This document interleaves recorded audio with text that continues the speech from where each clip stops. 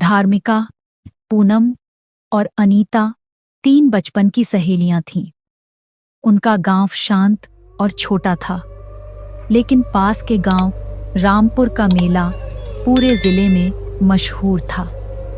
इस साल मेला ज्यादा खास था क्योंकि वहां पहली बार रात का जादू तमाशा रखा गया था। तीनों ने तय किया कि वे शाम होते ही निकलेंगी ताकि रात के तमाशे को भी देख सकें। उन्होंने खेतों वाला छोटा रास्ता चुना ताकि जल्दी पहुंच सकें। खेतों का रास्ता संकरा, ऊबड़ खाबड़ और सुनसान था, लेकिन बहुत छोटा था।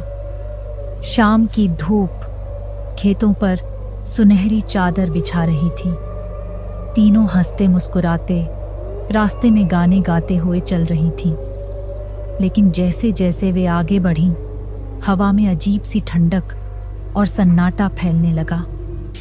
आसपास के पक्षी भी अचानक उड़ गए। पूनम ने कहा, कुछ अजीब सा लग रहा है, हवा में कुछ भारीपन है।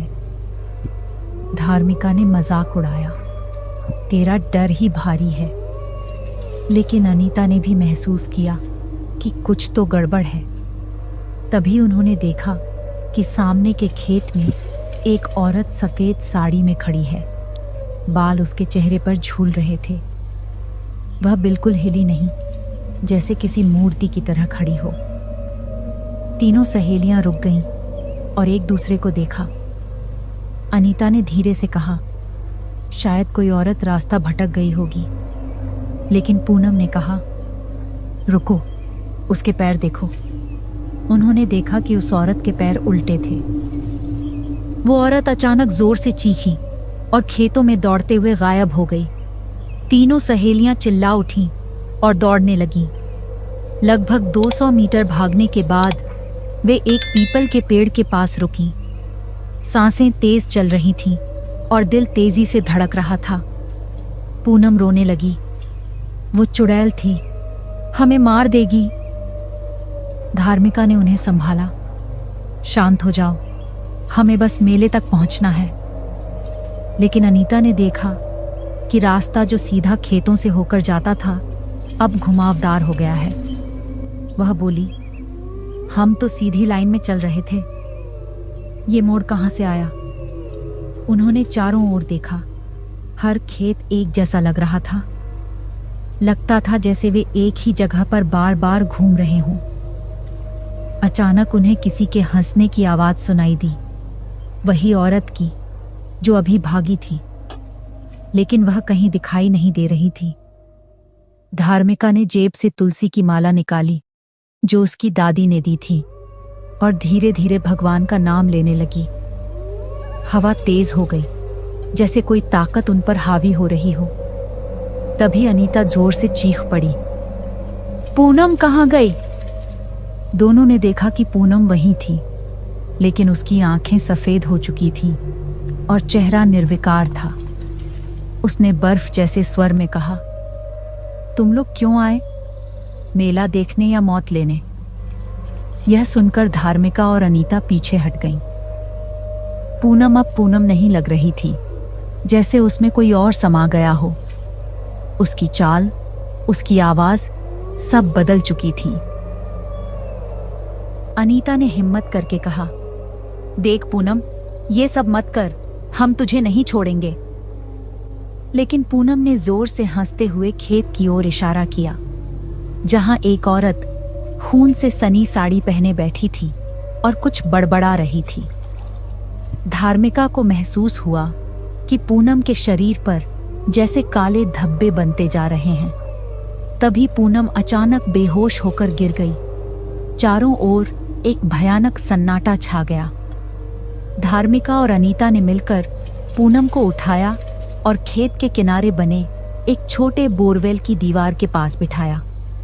दोनों ने फैसला किया कि अब वापस लौटना ही बेहतर होगा। लेकिन जब वे पीछे मुड़े तो देखा कि रास्ता ही गायब हो गया है। अब हर दिशा खेतों और झाड़ियों से घिरी हुई थी और आसमान एकदम धुंधला हो गया था, जैसे वे किसी और ही दुनिया में फंस गए हों।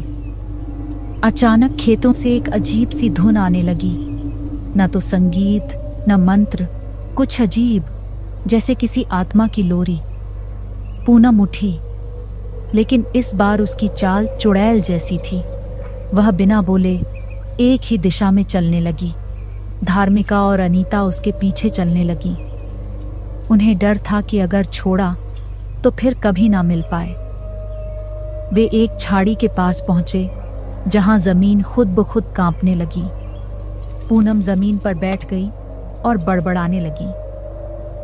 उन्होंने मुझे जला दिया था, अब मैं भी जलाऊंगी। अनीता ने धार्मिका से कहा, कुछ करना होगा, नहीं तो वो पूनम को ले जाएगी। धार्मिका को दादी की एक बात याद आई, चुड़ैल से बचना है तो उसका नाम जानो। लेकिन नाम कौन बताए? उसी समय हवा में किसी ने फुसफुसाया, मेरा नाम सुरन्या है। अनीता कांप गई। धार्मिका, तूने सुना? धार्मिका ने हाँ में सिर हिलाया। चुड़ैल खुद अपना नाम बता रही थी। शायद आत्मा मुक्त होना चाहती थी। अब उन्हें इस नाम का उपयोग करना था। उन्होंने मिलकर सुरन्या का नाम जोर जोर से पुकारना शुरू किया। हर बार जब वे उसका नाम लेते, हवा में अजीब हलचल होती। पूनम जमीन पर चीखने लगी और उसका शरीर कांपने लगा। चुड़ैल की आवाज आई, लेकिन अब हवा में वो डर नहीं था। धीरे धीरे आसमान साफ होने लगा और रास्ते फिर से दिखने लगे। थोड़ा समय लगा। जब उसे होश आया तो वह कुछ भी याद नहीं कर पा रही थी। वे तीनों बिना कुछ बोले गांव की ओर लौटने लगी। पीछे मुड़कर देखा तो खेतों में कुछ नहीं था, न चुड़ैल, न वो औरत, न वो आवाजें। जैसे सब एक सपना था। लेकिन पूनम की गर्दन के पास एक जलने का निशान अब भी था। धार्मिका ने उसे चुपचाप छुपा लिया। गांव पहुंचने पर किसी को कुछ नहीं बताया गया। बस इतना कहा कि मेले में नहीं गए क्योंकि रास्ता खो गए थे। लेकिन तीनों सहेलियों की आंखों में जो डर था वो सब कुछ बयां कर रहा था। उन्होंने कसम खाई कि अब कभी खेतों वाला रास्ता नहीं लेंगे। और मेला, अब वह भी उतना आकर्षक नहीं रहा। कुछ दिनों तक सब सामान्य रहा, लेकिन फिर पूनम ने रात को नींद में चलना शुरू कर दिया। एक रात उसने फिर वही सुरन्या का नाम लिया। धार्मिका और अनीता घबरा गईं। क्या चुड़ैल वाकई चली गई थी, या अब वो उनके साथ हमेशा के लिए बंध गई? एक दिन तांत्रिक को बुलाया गया। उसने बताया, उस चुड़ैल का वास अभी भी पूनम के अंदर है। उसे पूरी तरह मुक्त करने के लिए खेतों में आखिरी बार जाकर सुरन्या अंतिम संस्कार करना होगा। तीनों के सामने फिर वही खेत, वही डर और वही रास्ता था, लेकिन इस बार वे तैयार थीं। खेतों में एक छोटा गड्ढा खोदकर उन्होंने सुरन्या के नाम की राख को बहा दिया। पूनम ने जलते दीपक को उस गड्ढे में रखकर मंत्र पढ़ा और आंखें बंद कर लीं। अचानक हवा रुकी और पूनम मुस्कुरा दी। अब वो चली गई है। तीनों एक दूसरे को देखकर मुस्कुराईं, जैसे कोई लंबी लड़ाई जीत ली हो।